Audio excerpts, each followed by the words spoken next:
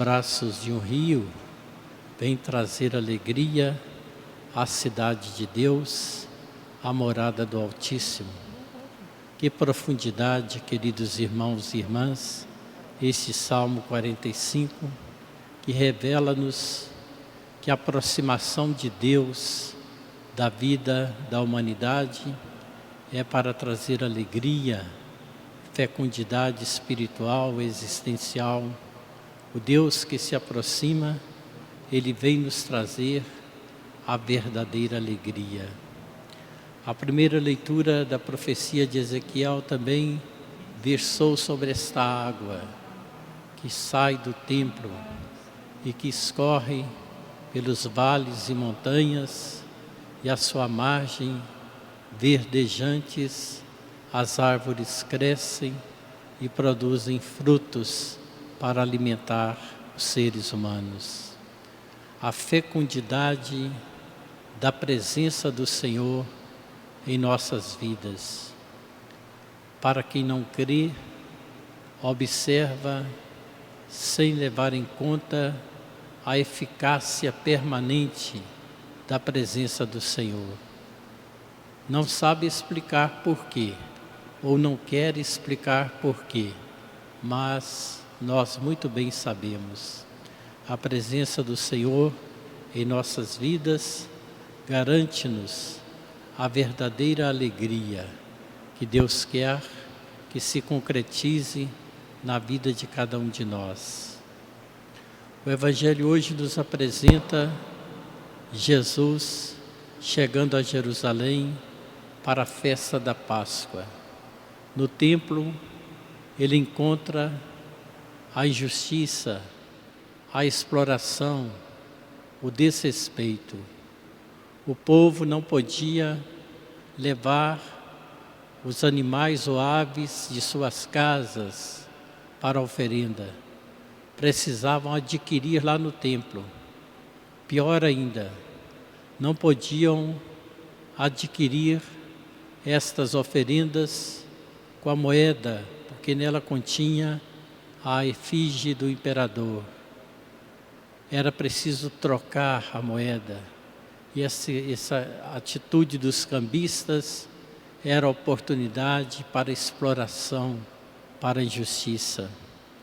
É interessante a gente observar que Jesus não age a partir de um temperamento colérico, não, absolutamente. Ele teceu um chicote.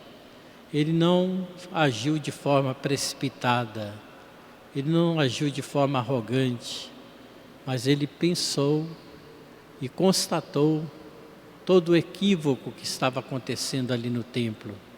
E por isso ele tece calmamente o chicote com o qual ele vai banir daquele lugar sagrado tantos desvios que estavam acontecendo. Ao invés de prestar culto a Deus, estava sendo ocasião de maiores ofensas ainda ao Senhor.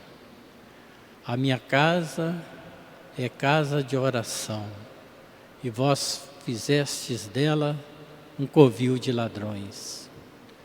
Quando se refere a esse templo e diz ainda, para explicar a pergunta que lhe foi feita, com que autoridade ele estava agindo assim, ele afirmou: destruir este templo e em 3 dias o reerguerei.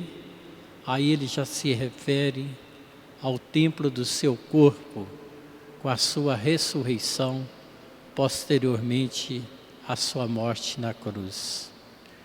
Falar do templo na Bíblia, é claro, refere-se aos lugares sagrados, onde nós nos reunimos, pois é uma casa de Deus, é uma casa de irmãos, é um lugar de oração, onde está presente o próprio Deus vivo e verdadeiro, no Santíssimo Sacramento, ali no sacrário. O templo material é uma vitrine do céu.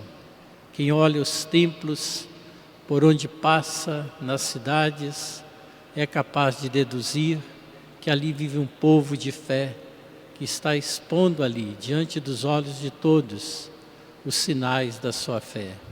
Mas esse templo mais profundo ainda é o nosso próprio viver, é a nossa própria vida, é o nosso próprio corpo.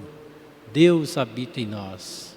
E Jesus quer, com a sua força, com o seu poder e com a sua misericórdia, tecer os chicotes necessários para espantar para longe da nossa vida e do templo dele, que é o nosso viver, todos os vendilhões que desvirtuam o sentido da nossa própria vida. Nós hoje estamos celebrando nesta liturgia e por conta disso foram escolhidos esses textos bíblicos da dedicação da Basílica de São João do Latrão.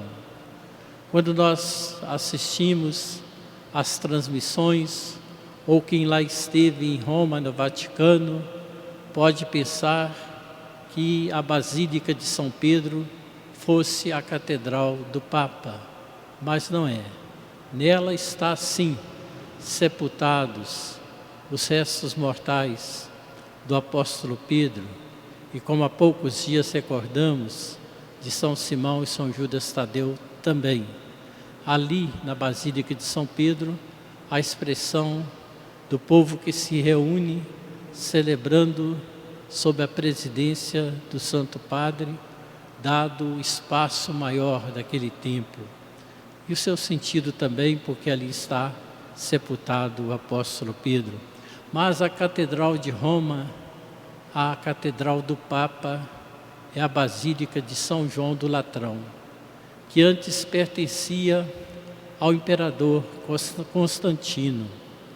Era um dos seus palácios.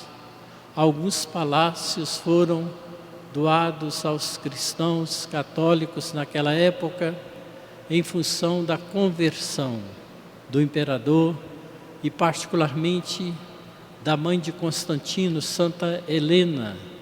E aquele lugar, que era um lugar profano, passou a ser um lugar sagrado. E por isso foi dedicado, foi consagrado a Deus, seja com a aspersão da água, seja com incenso, seja sobretudo com o óleo do crisma, que trouxe a unção para os seus altares e suas colunas. Celebrar a Basílica de São João do Latrão é celebrar a unidade da Igreja, é reconhecer que o Santo Padre é o pároco do mundo, é o pastor universal da Igreja. A Ele, nosso amor filial, a Ele a nossa prece constante, não só na sua intenção pela sua saúde, pelo exercício do seu ministério, mas sobretudo segundo as intenções que estão presentes no coração e na vida do Santo Padre, fazendo comunhão com Ele, que com seu magistério visa o bem da humanidade inteira e dos cristãos, especialmente os cristãos católicos espalhados pelo mundo inteiro. É claro, este amor abrange a humanidade toda. Sejamos, queridos irmãos e irmãs, filhos e filhas da nossa Mãe Igreja, celebrando hoje a Basílica, a sua dedicação de São João do Latrão, a Catedral de Roma, a Catedral do Papa, para que nós saibamos que nós somos uma única Igreja, una, santa, católica e apostólica. Louvado seja nosso Senhor Jesus Cristo.